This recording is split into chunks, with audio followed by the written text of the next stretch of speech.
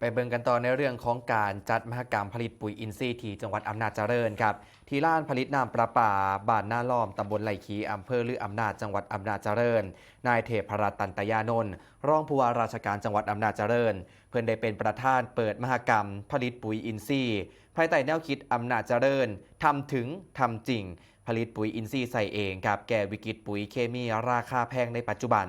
โดยสำนักงานเกษตรจังหวัดอำนาจเจริญได้เร่งซอยเหลือเกษตรกรให้หันมาเฮ็ดปุ๋ยอินทรีย์ใส่เองแทนปุ๋ยเคมีเพื่อรณรงค์ส่งเสริมให้เกษตรกรหันมาพึ่งพาตัวเจ้าของโดยการผลิตปุ๋ยอินทรีย์ใส่เองแทนการใส่ปุ๋ยเคมีเพื่อสร้างความเชื่อมั่นให้กับเกษตรกรยุคใหม่ว่าเกษตรอินทรีย์เฮ็ดได้จริงและก็อย่างยืนกว่ามีเป้าหมายสำคัญที่จะดำเนินการผลิตให้ครบทั้ง7อำเภอ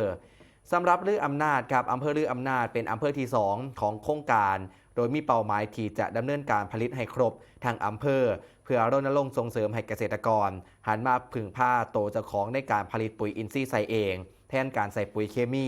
และก็เพื่อสร้างความเชื่อมั่นให้กับเกษตรกรยุคใหม่เกษตรกรอินทรีย์เฮ็ดได้จริงและอย่างยืนกว่า